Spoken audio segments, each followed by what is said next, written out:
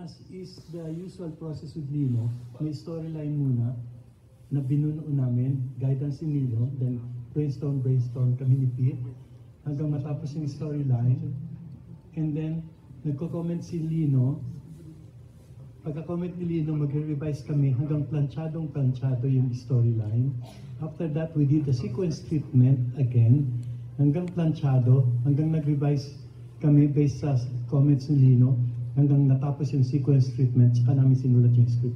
With Lino kasi, very minimal na ang revisions niya pag nag-shoot na siya. Kaya kailangan sobrang planchado lahat. Mulang storyline hanggang sequence treatment, hanggang script. So nang in-script namin, halos yun na yung tatakbuhin niya. Ang naalala kong bilin lang niya, gawin yung tough sa labas si Philip, pero very vulnerable sa loob. Kasi yun ang gusto niya i-project na image ni Philip Salvador bilang artist at that time. Okay. So halos, Sir Ricky, walang improvisation po, ano? Lahat nakalatag. Yeah, sa alam ko yung estilo ni Lino, hindi siya gaya ni Ishmael Bernal na nag-improvise. So, si Lino, may minimal suggestions, a scene here, a scene there, etc. But halos minimal na minimal. Okay, thank you, Sir Ricky.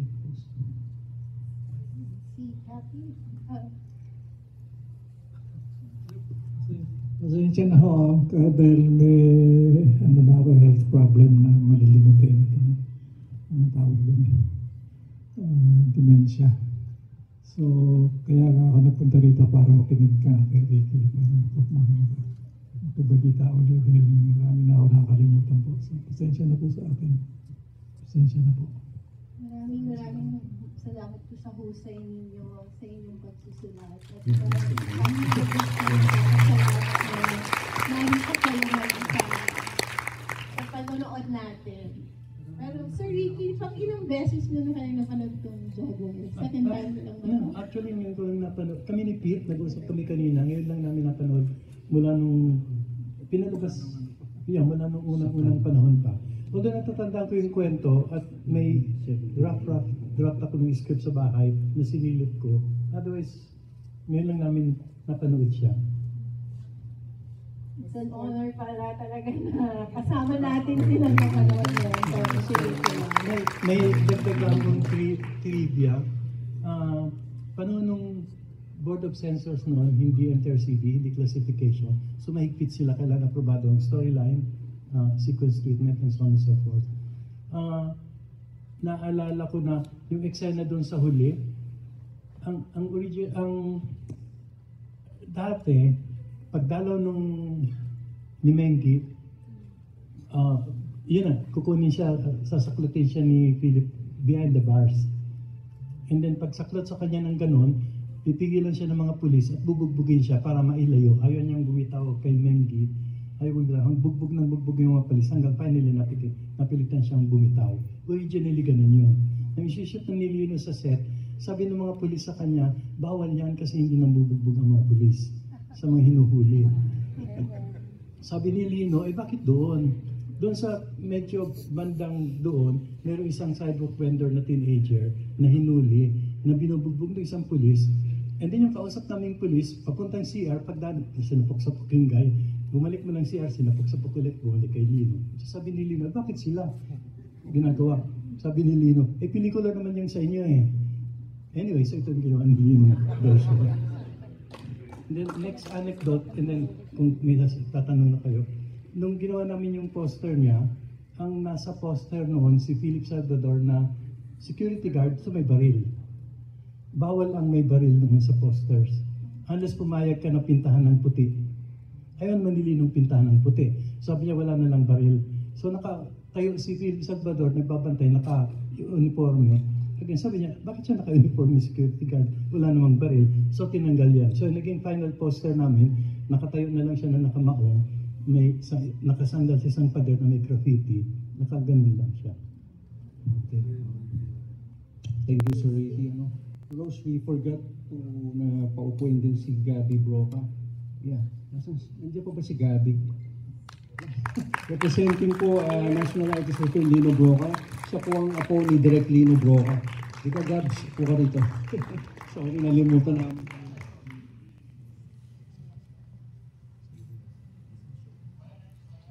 kahit yung poster, may kwento, may konteksto ng kasaysayan. Ayan, at si Gavin. Okay, since tinawag natin si Gabi, salang na natin. Gabs, ano yung tingin mong importance ng Jaguar para sa family niyo at sa mga naiwang legacy ni Direk Lino? It is definitely really great to see that my uncle's legacy still goes on up to this generation, and it's so overwhelming in a good way to see that even the upcoming generation is appreciating his art. And even with the state of our country right now, I feel like we can learn a lot from a lot of his movies apart from Jaguar. And I feel like we could use more Lino Brocas in our generation, especially with the art that he made. I feel that it really gave our people a voice, especially with Jaguar. It covers a lot of topics that aren't talked about enough. And it's really great that not just the older generations are talking about the older generations for kind of hindi pa, sorry. it's great to see that his art still continues to inspire a lot of people. Yeah. Gabi. So, punta naman tayo dun sa mga cast. Nakita natin si Direk Joel, di ba, kanina? Direk, na-remind ka na po na yung role kanina. Naalala niyo yung role mo, Direk Opo, Joel? Direk. Yung question. Ang lahat ng artistang ginamit doon na background ay member ng PETA. Ang tawag sa amin noon ay PETA Kalinangan Ensemble. Lahat ng background doon, lahat ng naandun sa community, lahat na nagpunta sa police, lahat yon PETA Kalinangan Ensemble. At ang training namin kay Lino, pagdating sa pelikula, isa lang sinasabi niya, gawin yung totoo, parang totoo. Ganun. Kaya yung mga nakita niyo sa Tundo, totoong taga-Tundo sila. Sila Eddie Pagayon, Manulit Agoncillo, talagang taga doon sila. Taga doon sila sa Smoky Mountain. Nung ako sinabi ni Lino, Joel, hindi ka kasali ka. Saan yan? Jaguar. Hindi ako hindi ka nito, reporter ka. Okay, kung reporter lang, okay din. So yun, sinabi niya kung anong gagawin, sinabi niya kung sino makasama. Sinabi niya, tatanungin mo lang sila, reporter ka lang dito, ganun. Pinaliliwanag niya na mabuti kung ano yung eksena at kung ano ang tatakbuhin ng eksena at kung sino ka at ano ka doon sa eksena. Ganun siya kadetalye. Yun, ganun. Direk, pang ilang film nila kay Direk Lino yung type na yan, yung ginawa niya yung Jaguar, natatandaan niyo po ba? Lahat ng pelikula ni Broca, Taong Bayan 1 ako, Taong Bayan 2. Kasali ako sa Bona, ako yung director de Pili. Sa Isyang, andun ako, Taong Bayan 2, Taong Bayan 1. PETA Kalinangan ang ginagamit niya kasi si Lino ang aming artistic director ng sa PETA. Miyembro ako ng PETA nung araw. Yung 1979 ito, inumpisahan, nagmembro ako ng 1976. So 3 years na ako member, kaya ako. Sa Maynila, sa Kuko na Liwanag, andun din ako. Ako ang pumatay kay Bembol sa huli-hulihan. Mga PETA ang ginagamit niya. Ibig sabihin, may training ng theater, alam ang gagawin, at gustong umarte. Ganon. Okay, ma'am. Debra, ano pong naalala niyo sa Hindi, wala naman ako sa Jaguar. Sabi nga ni Ona, Tita Deb, ano kasama? Hindi pa ako artista dyan, hindi ako kasama. Kaya ngayon, lang ako, proxy ni Tito Philip dito, representative na lang ako ni Tito Philip. Because Philip Toledo is my uncle. Since representative kayo, Tito Deb, ni Kuya Ipe, anong sa tingin niyo po yung best film ni Kuya Ipe? Hindi ko kasi naman lahat napanood ng film Tito Philip. Usually yung kasama ako, like yung mga, basta yung kasama ko ng kay Direk Lino, yun. So far siguro ito, as a bago as a new, inaano siya, introduce niya. As a bago, kumaga, ito masasabi ko dahil sa new, lead role niya. Actually, nag-text ngayon si, kinikwento ko kay, nag-text si Tito Philip, nag-text niya, Gigi, kasi Gigi, ano role mo ba niya sa Jaguar? Dito wala naman ako, ako sasabi nga ni Ornat, nandyan ako. Sabi ko, andito ka ba, Tito? Kaya akala ko nandito siya. Dahil nag-text sa akin, anong role ni John sa akin? Yun, nasa Tagaytay niya si Tito Philip. Kasi, yun ho. Thank you, Tita Dad. Parang si Don, may pinipulong na itatanong ata kagad kanina. Kasi during the restoration program, we look for several resources. Doon po kasi sa may love scene nila ni Philip Salvador, talagang dead silent po siya. Yung nakuha po namin na negative, even the VHS copy, wala talagang audio. Ganun po ba talaga yung treatment ng Philip? Sir Ricky, ano pong natatandaan niyo?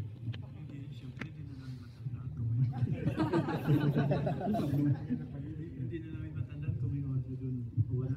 In fact, nang nanonood ako, although ang dami naming naging projects with Lino at kabisado ko na sa mga pelikula niya, na-amaze pa rin ako. Yung love making ni Philip at ni Ami, parang ngayon ko lang siya napapanood that way.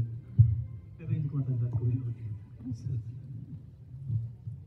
Pero iba rin din yung dating, di ba? Kayo, kamusta? Haba yung kahabaan ng eksenang yun. Parang bawal mag-ingay. Di ba? Baka may ibang ingay kang magawa. Okay, so, ikaw, kamusta naman yung pag-pili natin sa opening film na to bilang, kahit din ang sinagmay nila ngayon. Hello. Pinaalad kami na nag-usap kasi ni Mr. Donnie mula nung na-restore siya. So we really wanted to have a very significant film to open Sinag this year. And actually kahit naman ay palabasan ng FDCP, itutuloy pa rin namin siya. Ang purpose kasi namin, aside from the screening tonight, isinama namin siya sa week-long schedule. So we wanted more people to view it at ang pakiusap namin sa FDCP bago ilabas in some other platform. Tingnan muna natin how it will perform. Kasi kung okay siya, baka mapaabot rin sa ibang lugar sa Pilipinas. Theatrical release. So, kasama natin din ngayon, di ba? Pamilya ni... Daughter of Conrado Baltasar, ni Dencar, si Ma'am Cynthia Fernandez Baltasar. Baltasar Fernandez. Ano siya yung greatest legacy ng ni Dencar? And anong film na yung nagsusot din sa personality ni Sir Dencar? Actually, halos lahat ng pelikulang ginawa ng dad ko, kasama si Direk Lino, ay para sa tao, para sa bayan. In-stress nila yung values, na kaya magpas hanggang ngayon, nung pinanood natin, parang nakikita natin na hindi ito lumilipas. Lahat parang natural, lahat kasi galing sa puso. Best friends silang dalawa. Natatandaan ko nung nag-aaral pa ako, tinatala ko sa apartment ni Direk Lino sa Scout. Scout Albano. Nag-aaral pa ako nun. Ang papa ko kasi napakatahimik na tao. Let's talk yan. Pero pag silang dalawa ang nag-usap, nandun lang sa sulat, nag-agawa ng assignment. Pag silang dalawa ang nag-usap, grabe, may sound, may action, may ganyan. So they're very passionate in what they do. Kaya yung values naman na naituro sa amin, na ipasa sa aking mga kapatid, na ngayon kasi kapatid ko si Jim Baltazar, siya ngayon yung nasa pelikula. Yung pagiging true sa tao, sa ginagawa mo, yung kasabihan na luma na honesty is still the best policy, dignidad bago pera, kapwa-tao muna, lalabas yung galing mo kung mabuti ka sa tao. Yun. I think yun yung laging inaano nila ni Direk Lino. Pagkatao. Yes, yun, isa yun. ang sabi ng papa ko, ang buhay, bago ako pumasok sa pelikula, ang sabi niya, ang buhay circle yan. Hindi yan humihinto. Kikita ka, magbigay ka. Kikita ka, magbibigay ka. Pag huminto na yan sa panahon na hindi ka na nagbibigay, hindi ka nakikita. Yan lagi ang sinasabi ng dad ko. Kaya yung kapatid ko, ganun. Ganun lang. Yung CNB Nod, yung company na isa yan sa legacy na iniwan ng dad ko, hanggang ngayon nandyan pa rin. So ngayon, yung ano naman ng CNB, kami yung board of directors, yung kapatid ko, siya yung nagpapatakbo, na kailangan you always have to give back para magtagal ka. So yun yung legacy. Thank you, Ms. Sylvia. Okay, At so kung before we nakapunta open sila the sa floor, Mowell Fund, di ba? Yung theater doon, Dencar Theater. Yun yung pagbibigay parangal kay Dencar, ang cinematographer doon. Maraming pelikula ni Lino Bro. Kaya po hanggang ngayon, no, 1979, 1976 yan, bata pa ako hanggang ngayon, binibigyan pa ng pagpapahalaga, binibigyan pa ng tribute. Isa yun sa pinakamalaking bagay para sa aming pamilya. At ito yung pagkakataon na nagpapasalamat kami sa industriya. Lahat na nakasama ng father ko, na nakasama ko rin, si Greg Joel Lamangan. Maraming salamat po sa pagpapahalaga. Yan po ang nagbibigay sa amin ng lakas ng loob at hanggang ngayon sa aming kumpanya na maibalik po ito sa inyong lahat. Salamat po. thank you, ma'am. Dito rin yung dalawang apo ni Jenka. Let's ask them. Yung sama si Steph and Kurt. So, ano yung tingin yung greatest legacy ng lolo niyo? Yes.